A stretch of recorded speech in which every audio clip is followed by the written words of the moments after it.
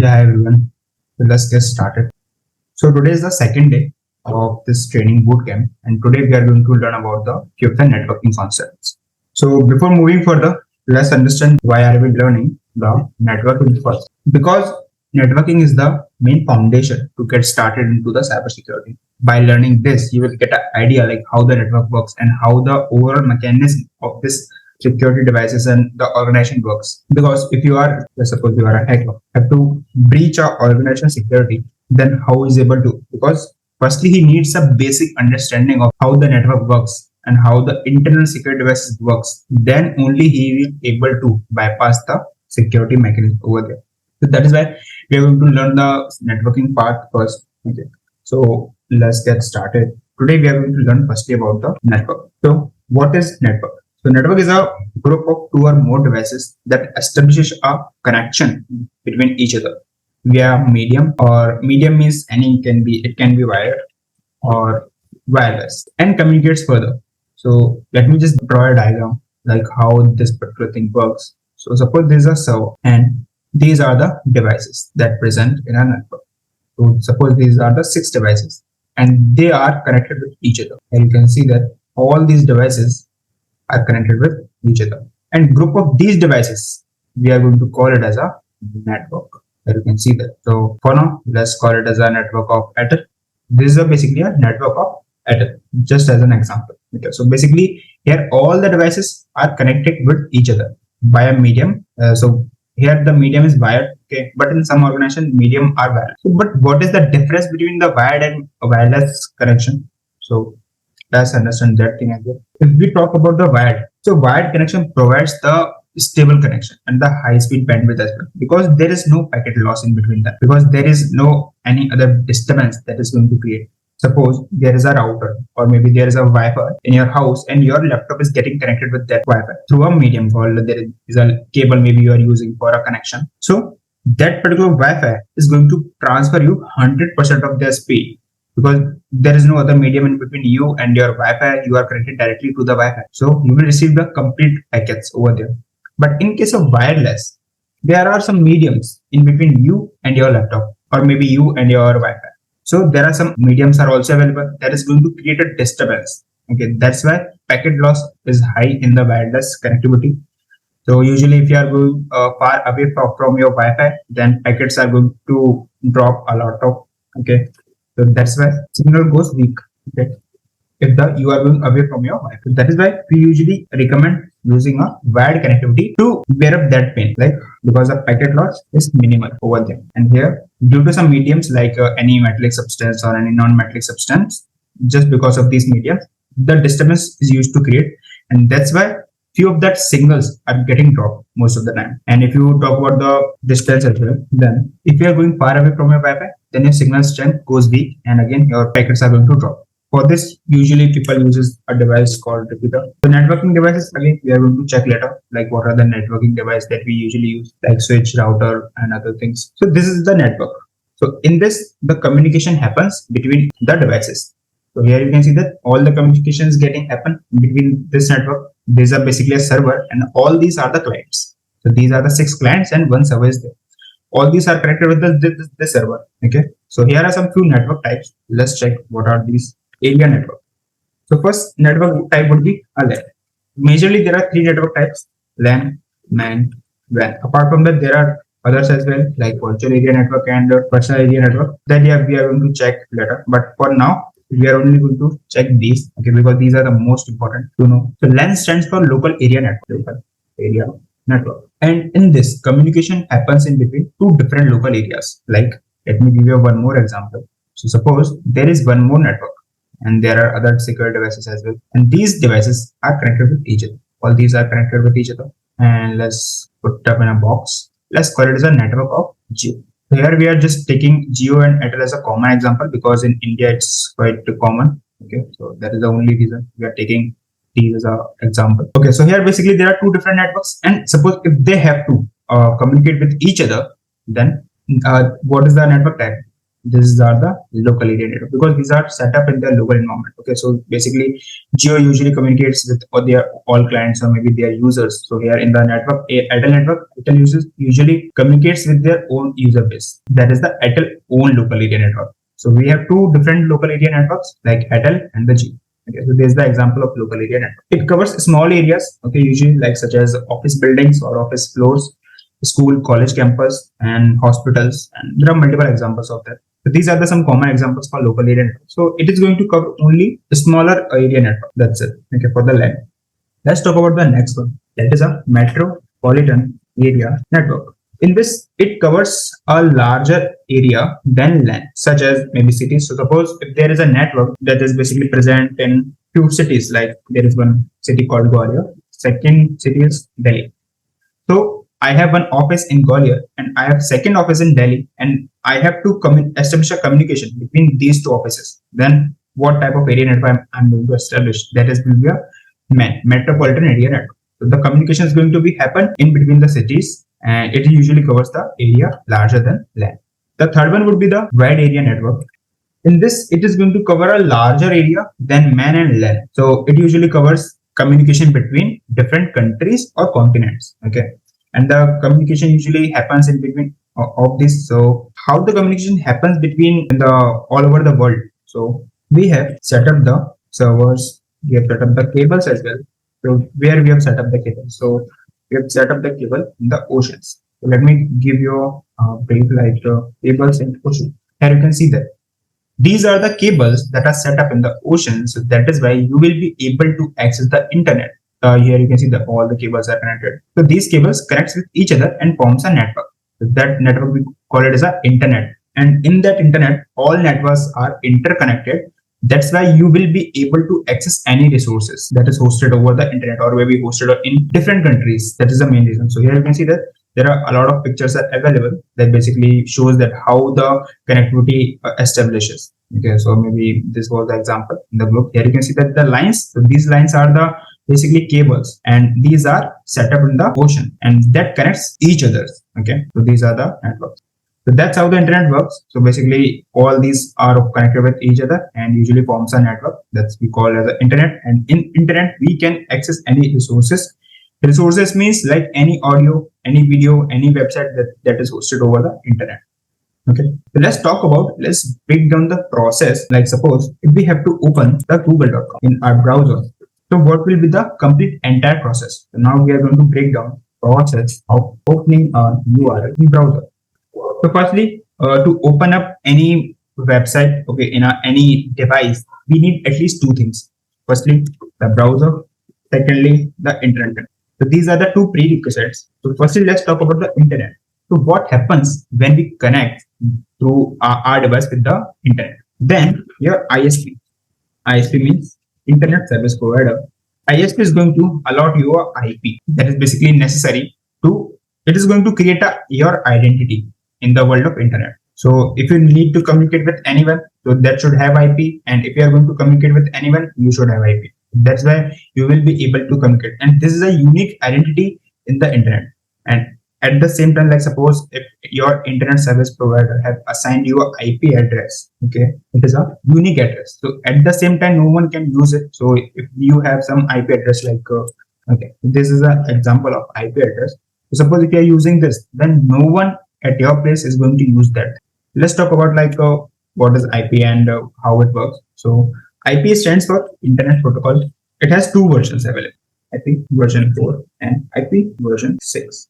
If you talk about the early stages of internet, IP version 4 was introduced by an organization called IANA. Or basically this complete organization is usually manages the IP all over the world. So basically it distributes the IP and it usually allocates the IP to others. So usually your service provider like example would be Airtel or Geo. So these are the two common example of the service provider that usually provides the internet connect. Maybe in your country or city, there are different service providers. So IANA usually manages the IP addresses. Okay, and usually these service providers buys the IP address from this organization, that is IANA.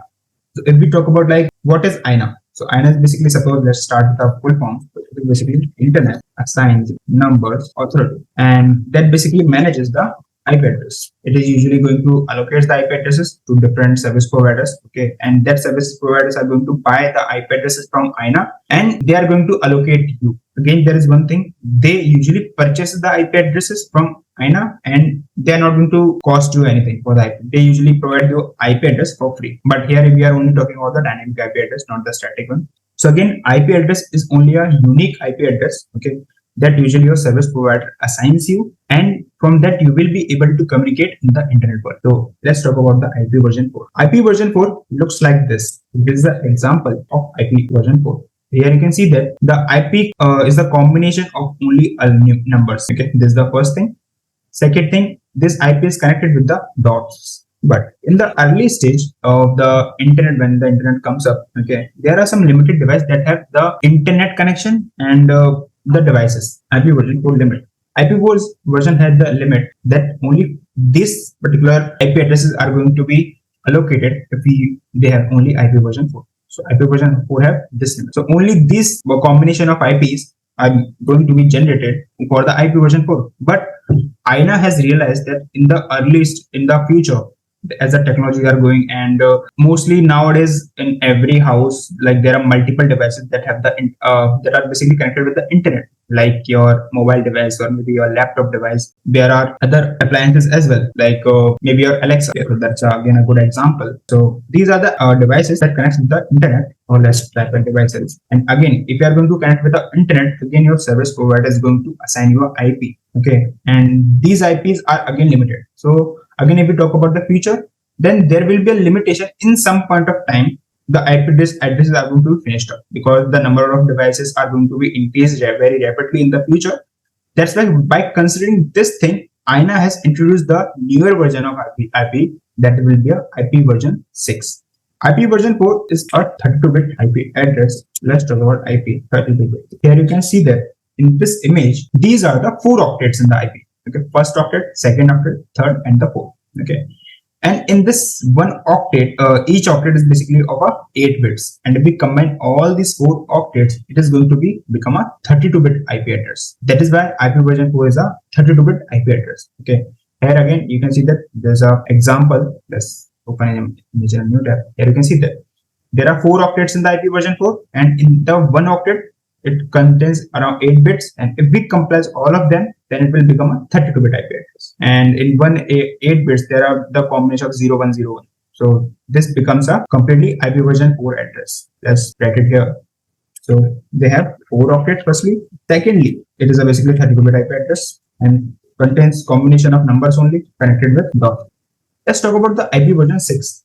In IP version 6, IANA have generated the combination of the alphabetics plus numbers. That will be basically an alphanumeric, so that there will be more combination of IPs in the future, and that is not going to be finished up. So let's check what will be the limit of IP version 6 IP.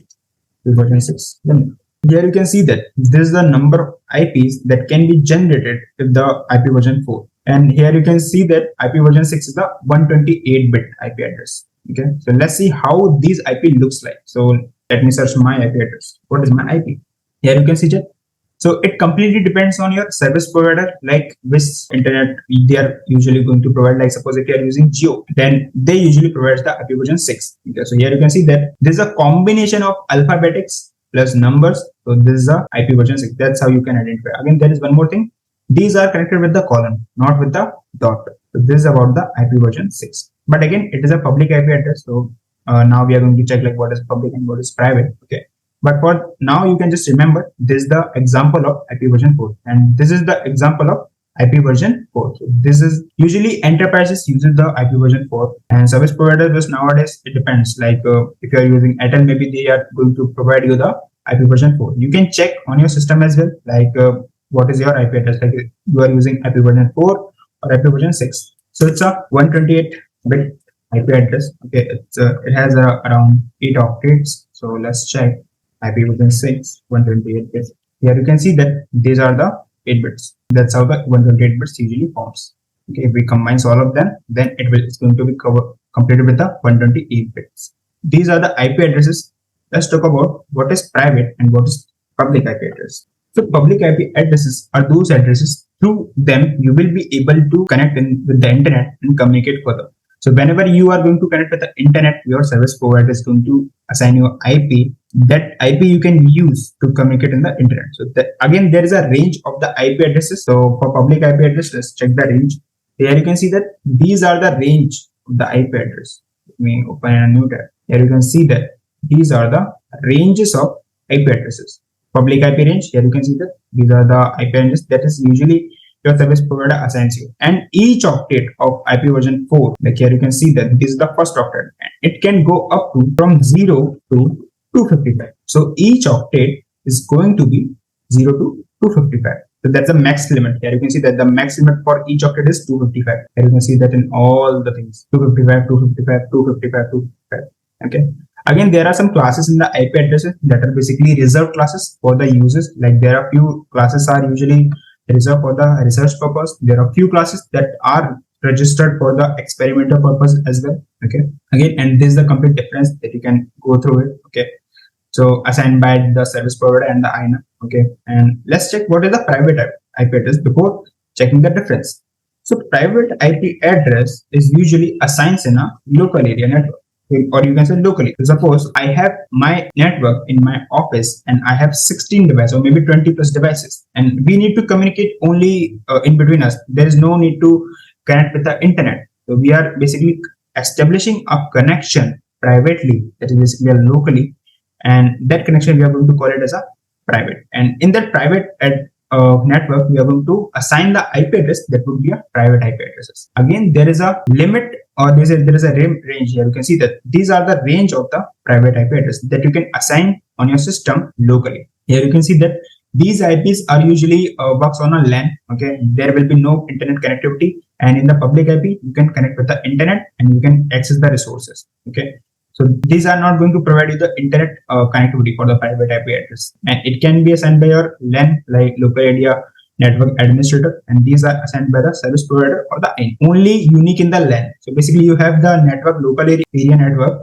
and you have 20 devices, then it is only going to be unique in that particular 20 devices. Okay, not in the globally. But here the public IP address would be the globally unique, like globally unique IP addresses that no one can use at the same time. So, and these are again free of cost. Okay, you can use these, and these public IP usually cost. But again, the cost would be borne by these service providers. So service provider usually buys these IPs from the IANA, and we are going to check today as well, like how this things works. Okay, so and these are the classes, like class A, B, C. Apart from this, there are two other classes as well, class D and class E, that is basically reserved for the multicasting and experimental purposes. So this, but when we connect with the internet, then our ISP assigns the IP addresses. How this IP address are usually assigned? These are assigned by DHCP, Dynamic Host Configuration Protocol. So DHCP assigns the IP addresses randomly. So basically, whenever you are going to connect with the internet, automatically your DHCP is going to assign your IP address, and from that IP address you can communicate with any other device, or you can access any resource over the internet. But this IP address assigned by the DHCP is a dynamic means it can be changed after some time. Like suppose if you are connected with the internet, but after some time you are disconnected from the internet, like after usage of 1 hour or maybe 2 hours, your system goes turn off or maybe anything happens. Okay, then your IP address is going to be changed. These are the dynamic IP addresses, and these addresses are unique, only you are using till then. But suppose if you are disconnected from the internet, then that IP is free to use, and then your DHCP is going to assign that IP address to other person. So that is why your DHCP is going to reuse the dynamic IP address. Okay, but there is one more thing called static. Static IP address means fixed IP addresses. Okay, so usually your service providers provide these static IP addresses on the basis of subscription models. Okay, like on the per month they are going to charge you the cost for that IP. Like suppose for Airtel, if we talk about, it usually costs around 300. Maybe for Jio it is going to be cost around 1000 around. I'm not sure for the cost, but these are the service providers going to charge you few amount of rupees. Okay, provide the static IP address, because static IP address is going to be a dedicated IP address for you, that is basically reserved for a month or maybe for the time till you have taken the subscription from the service provider. Okay, this is about the static IP address. let's talk about why we need the static IP address. Like suppose if we are into the network, okay, we have compromised our network. We have a network that is already compromised, and we have written a code over there that like it is clearly mentioned like for a reverse connection, you have to connect to our system back. So our system IP address is 172. This is our system IP address. But sometimes the IP address is going to be changed because this is a dynamic IP address. But again, your connection is going to be loose because this particular IP address is going to be assigned to some other vendor because you are disconnected from the internet, or maybe like there is some time period when the dynamic this particular IP address is going to be reassigned. So there is a lease period as well. Like for after 8 days, this particular IP address is going to be reassigned to someone else. So this is about the network. But in case so that is going to be lose the connection, after some time you will lose your connection, target connection. So that's why for hacking purposes we use the static IP address to maintain the connectivity, constant connectivity between you and your target. Because whenever you are going to open your system, you have the dedicated IP address to communicate with your target. Okay, so this is the main thing. So you can check like with your service provider, they are going to help you to configure the static IP address in your system. Okay, so you can communicate with them. Like if you need static IP addresses to basically need a constant connection, or you need a dedicated IP address to communicate further over the internet. Okay, these are the fixed IP address. Okay, that is going to be assigned or basically reserved for you, like so for a specific amount of time, till the time you have just paid for that particular IP addresses. Okay, this is all about the IP, but there are few things as well. So let's check them as well. IANA is going to provide the IP addresses to the service provider, and these service providers like Airtel and Jio. Example, because these are the most common service providers in the India. That's why we are taking example as a Airtel and Jio. Now they have paid some amount of cost. Like suppose one IP addresses are going to be cost at around 3,000. It's just the example. So suppose they have IANA is giving them one IP address for 3,000 rupees. Okay, and suppose Airtel have the user base of 50 lakh users, and Jio have the user base of again 3 lakh users. Then if that mean they have to buy 50 lakhs IP, because if we are going to calculate the 3,000 the 50 lakhs plus user, then it's going to be a huge amount to pay for this service provider. Then how they are going to rectify that problem? But there is one more thing is that like usually Airtel have few of the members, like they are active in the morning time, and few of the members are active in the afternoon. Few of the members are active in the night. Okay, and few of them are active in the evening. Let's count like suppose in the morning there are only 20,000 something members are active, and there are in the afternoon there are 30,000. In the evening there are 1 lakh something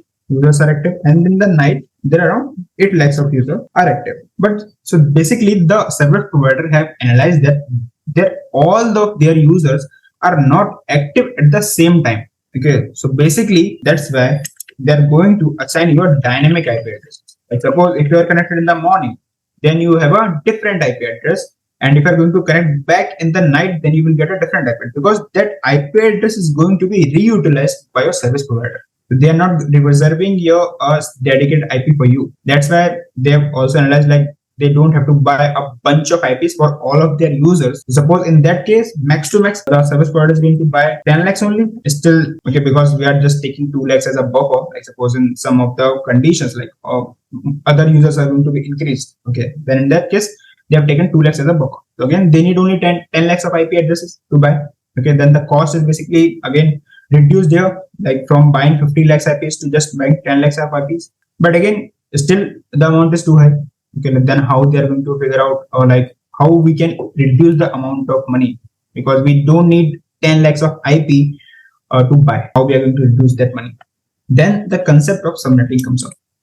So in subnetting, we usually divide a specific IP range to subnetworks so that we can use them differently. Like suppose there is a range of IP addresses and have a great network. We like have a one network. So we are basically dividing one IP range into a different. Like suppose we are dividing it to 4. Okay, then we will get a multiple combinations of IP from that single network, and we are going to use them. Okay, that basically reduces the cost for their company. Okay, but again, subnetting of the concept of subnetting and these things are not that much important to get started into cyber security, but it will be a plus if you know the concept of subnetting, because again, we are not going to configure the networks in the cyber security. We are not going to do the only networking part. Okay, apart from that, there are other things as well that we are going to cover, like application security. We have multiple things. Okay, so it will be good if you can do more research about this, like subnetting topics and how we can do this and how we can configure the static IPs. Okay, because for just to get a basic understanding of the networking topic, that would be enough for now.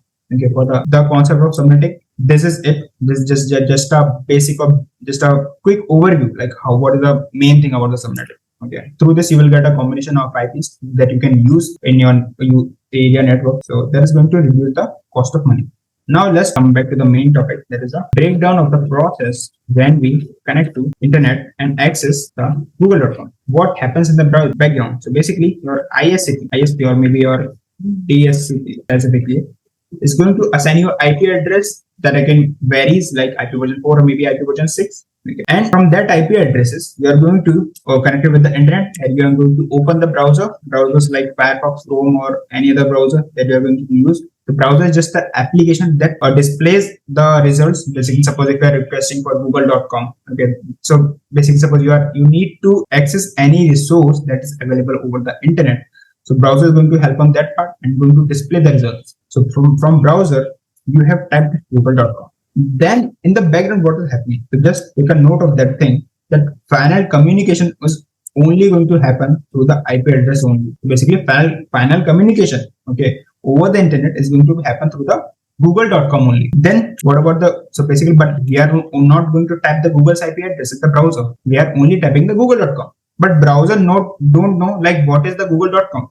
Then if you are going to type the google.com, then browser is going to go with your DNS. So what is DNS? DNS is basically a server, that is basically a domain name server system that basically resolves the domain name to IP address. Domain to IP. So basically DNS is going to resolve the domain address to the IP address. So basically in the DNS server, they have the mappings are available. So like suppose for google.com, that is basically mapped with a certain IP address. I'm just giving you an example. Basically, these have their own record. In that records, they usually maintains the mappings of the domain and IP. Okay, and every service provider have their own DNS server. So basically, whenever you got the IP address, then you will get a IP of DNS as well. Okay, so basically your browser can go to the DNS and can check like whether the entry of this particular domain is available or not. So that's how this particular thing works. Let's talk about, suppose if we have just buy a domain from GoDaddy. Okay, then how the DNS server of the service provider is get to know, like I have bought the website and this particular is the address of my domain, or basically this is the IP address of my domain.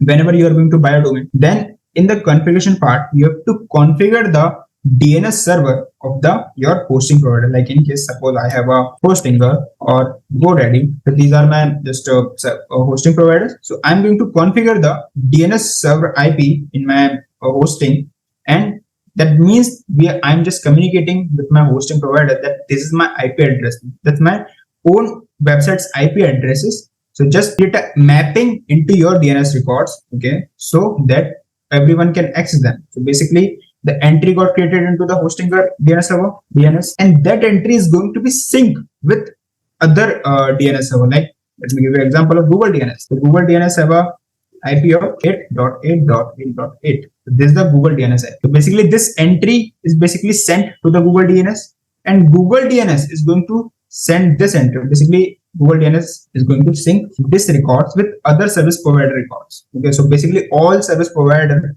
is basically synced with Google DNS, and they will get the latest records every time. So you will be able to load the website because now you have the records in your entries. So that's the process, like how usually the service works. Now let me repeat again. Internet service provider, basically that is your ISP. Through DHCP is going to assign your IP addresses, and you will get a DNS as well, so that your browser can look up this thing. And if your browser is just checking the mappings of the domain, like which is bind to other IP, okay, so that thing we known as a DNS record. So the process of checking the resolution of or maybe mappings of the IP to domain, or basically domain to IP. So that thing we known as a DNS record. Because in the records we usually find where the domain is mapped to.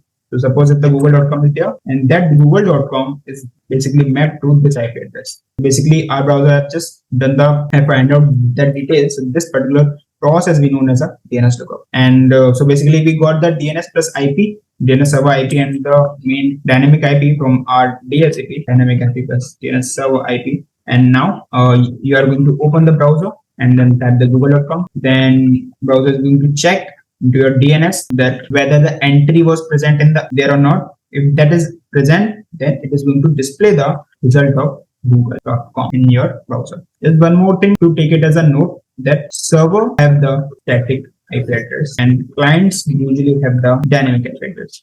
So why server uses the static IP? Because if suppose they are using the dynamic IP address, then what is going to be happen? Because if they're using dynamic IP address, then every time, like suppose Google is using the dynamic IP address for their server, then every time Google have to tell other DNSs that I have changed my IP address in like next 3 hours or maybe 6 hours. Okay, so that would be a problem. Basically, the location, that desired location is going to be changed every time. Suppose if anyone want to access the server of the google.com, like suppose any video is basically posted. Suppose we have uploaded a video over the YouTube and YouTube IP addresses is dynamic. Just in case, I'm just giving an example, like YouTube is using the dynamic address for their server. So that in the next 3 hours or 4 hours, your address was changed. Then again, you have to communicate with other world like, hey, my IP address was changed. And again, your entry is going to be updated with the DNS. Then it will be a huge process. That's why usually server just buy a dedicated IP address for their server and they use them. So basically the identity would be constant for everyone. Okay.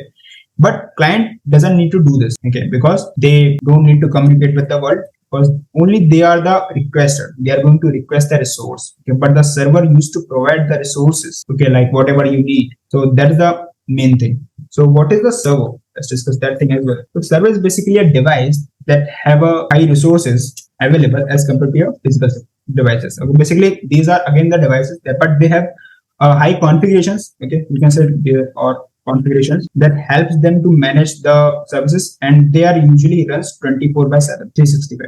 They works every time and their uptime will be 24 hours. So they have to provide the services 24 hours. That's why they have a high configuration as compared to your own laptop or other devices. And again, they have the different operating system as well. Okay, so just keep in mind that operating system means they are using, suppose, let me take an example. Like suppose they have a Windows Server 2016 they are using. Okay. So basically, they have some additional functionalities to control, to just control all their clients and to manages all the resources. And they have again high configurations as compared to the normal devices. Like suppose they are using 64 GB of RAM and they are using like 5 TB of SSD. They have a i7 or maybe i9 processor. Okay, so they have some high configurations. Okay, as compared to normal devices. So that's why they are able to manage the high bandwidth. And they are able to provide the reliable connection all the time. So these are the servers, okay, and servers have the static IP address because they need to serve the content all over the time. Okay. Again, in the DNS, there are multiple records are available like SOA, CNAME, A records, and SPF, remark. Okay. Again, there are other records are also available. So this will be your homework for the day 2, and again, you will have to learn the working mechanism, how the I think it is we have already covered. So you can check how we can configure the static IP in our system. Again, if you are just configuring the static IP in your system, just make sure that you are going to revert that thing as well, because if you are not going to revert that, you will not be able to communicate with the internet. Okay, so just one more example, like if you are not connected with the internet, there could be one reason as well. Like suppose maybe when the DHCP is going to assign the IP address, suppose you have received the IP plus DNS server IP addresses, DNS server IP you have received in your system, and that is basically assigned, but still you are not able to connect with the internet. So what would be the reason? The reason would be maybe by chance your DNS server IP was not assigned properly. In that case, you can just manually change the DNS server IP to Google DNS, like and then you can try, like still you are able to connect with the internet or not. You can check that thing. So that's again common problems, like if you are not able to connect. Okay, that's again one more reason, okay, that you can check. So for troubleshooting part, like if you need to check, like there are some troubleshooting commands for networking. So like troubleshooting commands. Okay, so these commands we are going to check. So basically, suppose IP config. Okay, so how you can use this command, like, so you just have to go to your command prompt. Here you can see that. So now I have to type this command. So this command is going to display me the configurations of my IP. So let's hit the enter. Here you can see that this is my IP version 4 address. Okay, and this is my IP version 6 address. Okay, if you are going to type ipconfig/all, then you will, in the results, you will get other information as well of IP address, including the DNS. Apart from IP config, you can try other commands as well, like trace route on a system, NS lookup, DNS flush. Okay, so these are the few commands that you can try. Okay, again, DNS flush we used to flush the DNS. So basically, new DNS IP is going to be assigned to our system. Okay, so these are the main things we have covered today. Okay, so like about the DNS, about the IP addresses like IP version 4, IP version 6, and the public and private IP addresses, and the concept of DHCP as well. Okay, like how the DHCP is going to assign you the IP address, and the things about the IANA as well. So again, IANA is a internet authority, okay, that assigns the IP addresses, okay, globally. Okay, and we have also checked the limitations of IP version 4. So IP version 4 is a 32-bit IP address, and IP version 6 is the 128-bit IP address. And there are some differences in between of them that we have already checked, like how we can identify the IP version 4 and IP version 6. Again, here you can see that these are just a combination of numbers connected with the dots, and these are the combination of alphabetics plus numeric connected with a colon. And again, the limit of IP version 6 is quite higher, and that can basically fulfill the demands of the future upcoming. So in future, there are multiple devices that is going to be happen. Like in our houses nowadays, commonly 4 to 5 devices are available, like including your mobile, including your phone, or maybe your Alexa device, or maybe smart appliances you are using that basically connects with the internet. Okay, so we have checked that thing as well. Okay, and the area networks we have checked, like what are the area network types, like LAN, MAN, WAN. Okay, and the cables as well, like how these things works. Okay, so I've also given you the homework, so just make sure that you will be able to complete it before the next class going to happen. Okay, for the weekdays, we have only covered this thing in the weekday batch. Okay, so that's why I'm just ending here. And for the next weekend, we are going to cover the things that we are going to cover in the weekday batch from Monday to Friday. So the class is going to be a little longer as compared to nowadays class happening. Okay, so that is it for today, guys. Okay, so let me know if you have anything. Okay, just unmute yourself and ask the doubts, or you can also comment in the chats. Okay, so anyone have any doubts, just let me know. You can unmute yourself, or you can type in the chat box, like if you have some disturbance in the background. And just one more thing, like for next one more day, we are just going to focus on the theory part, because again, theory is very necessary. Okay, so and after that, everything is practical in the like lab setup and system hacking and other modules as well of the training bootcamp. So just bear up for this next one more day, then we are going to start the practicals part only. So I'm just dropping off. Just let me know if you have any other doubts, or you can also connect with me over the group. So you can message me anytime. I'll be available. Thank you everyone for joining back. We are going to connect on the next weekend, the same time.